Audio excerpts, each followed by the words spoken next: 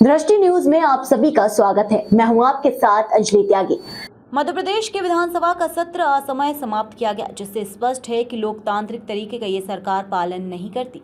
कांग्रेस अध्यक्ष जीतू पटवारी ने ये बात कही। पटवारी ने कहा कि सरकार चाहती है कि विभागवार चर्चा न हो। इस बैठक में नर्सिंग और जल संसाधन विभाग का मामला कांग्रेस विधायकों ने उठाया। 14 बैठकें होनी थी, ऐसा क्या हुआ कि आपने सदन नहीं चलाया? 64% प्रश्नों के उत्तर ही नहीं मिले। 175 शून्यकाल की सूचनाएं थी।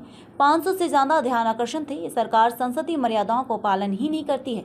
हेडिंग बनी कि कर्ज से कर्ज चुकाने वाली सरकार। जीतू बोले कि इस सरकार ने पिछले बजट में 29,50,000 रोजगार जनरेट करने के लिए कहा था। 2,30,000 लोगों को निजी सेक्टरों में रोजगार दिया, शासकीय सेक्टर में नहीं बचे। जो बच्चे बेरोजगार बचेंगे वो क्या चोरी करेंगे? जीतू पटवारी ने कहा कि प्रदेश की भाजपा सरकार दिवाली सरकार है। 10 साल में 50 लाख बच्चे स्कूलों में घट गए हैं और 400 करोड़ बजट बढ़ गया है। कर्ज लेकर घटिया प्रबंधन किया गया, जिसके कारण वित्त मंत्री को इस्तीफा देना चाहिए। बजट में पहले हम बजट आता था तो मीडिया की सुर्खियां बनती थी, इतनी छूट दी गई, इतने रोजगार उपलब्ध कराने के माध्यम बना बजट, कृषि में इतना फायदा, आम मिडिल क्लास को इतना फायदा, पॉजिटिव खबरें अखबार की हेडिंग बनती। इस बार क्या हेडिंग बनी? इस बार हेडिंग बनी कि प्रति व्यक्ति कर्ज 60,000 रुपये हो जाएगा।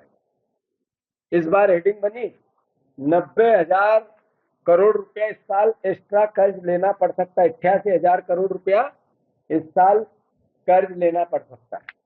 इस बार हेडिंग बनी कि सरकार ने 64% जो बजट टोटल पिछला किया था उसका खर्च ही नहीं, 64% ही खर्च कर पाए, यानी बचा हुआ 36% इस सरकार ने पिछला खर्च ही नहीं किया। हेडिंग बनी कि कर्ज से कर्ज चुकाने वाली सरकार, कर्ज से कर्ज चुकाने वाली सरकार, मतलब इस सरकार का असली चेहरा सिर्फ, मैं बार बार बोलता था, कर्ज, क्राइम और करप्शन, कर्ज लेना, करप्शन करना और क्राइम को पालना और पोषना इस सरकार का मुख्य एजेंडा था। अब आप देखो कि 2023 की स्थिति में प्रदेश का कुल कर्ज था 3,19,000 करोड़ रुपए।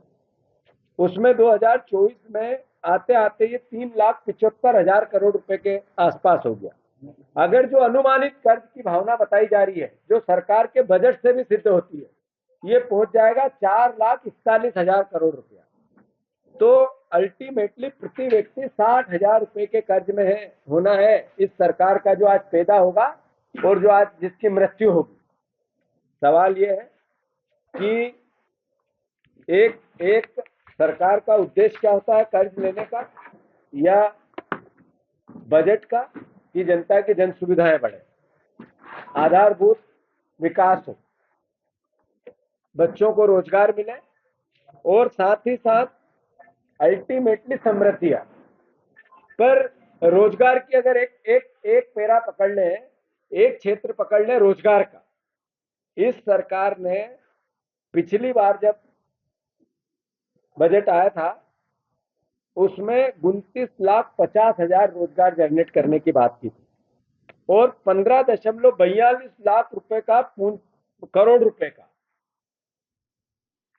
15,42,000 करोड़ रुपए का पूंजी निवेश आएगा प्रदेश में, जिससे जनरेट होंगे 29,50,000 रोजगार। मध्य प्रदेश में लगभग 35 लाख, 33 लाख, 35 लाख या 33 लाख इस तरह के बेरोजगारी के पंजीयन होते हैं। तो जो 33 लाख पंजीयन में आपने रोजगार दिया 2,30,000 को, जो अभी ताजा आंकड़े आए, यानी लगभग 2%, 3% लोगों को या 5% बच्चों को 33 लाख में से आपने रोजगार दिया, वो भी प्राइवेट सेक्टर में। सरकारी नौकरी जीरो, किसी भी विभाग की सरकारी नौकरी के आंकड़े इस तरीके के नहीं आए। मैं आप सबसे अनुरोध ये करना चाहता हूं इस पूरी भावना का कि अब जब 3 लाख, इस सरकार ने 3,65,000 करोड़ रुपए का बजट की बात की, इस बार, ये पिछली बार की बात की थी, तो इन्होंने 63,000 करोड़ रुपए के निवेश की बात की। और 4 लाख रोजगार जनरेट होंगे इसकी बात। मतलब पहले पिछली बार जो रोजगार के कार्यालय का पंजीयन था 35 लाख, उसमें से दिए 2 लाख को, बचे 33 लाख, उसमें से 4 लाख रोजगार जनरेट करेंगे। इसका मतलब जो 30 लाख बच्चे बेरोजगार होंगे ये क्या चोरी करेंगे? इसके लिए सरकार का क्या प्रोविजन? और फिर ये बजट बढ़ाया क्यों गया? आखिर अल्टीमेटली जब सीएजी की रिपोर्ट ये कहती है कि आप 64% ही बजट यूज करते हो, तो ये इतना भारी भरकम बजट क्यों किया गया? हर बार क्यों किया जाता है? इसलिए कि हम अपनी समृद्धि बता के कर्ज ले सके, इसलिए कि लोगों की आंखों में धूल झोंक के आम जनता को मूर्ख बना जा सके। अरे एक बजट का मूल उद्देश्य होता है, साधारण भाषा में हम समझे, जो परिवार पूरा पालन पोषण जीवन यापन करने के लिए सिर्फ कर्ज पे डिपेंड होता है, तो अल्टीमेटली उसको दिवालिया होना पड़ता है। हमारी सरकार इस नाते दिवालिया सरकार है। हमारा जो मूल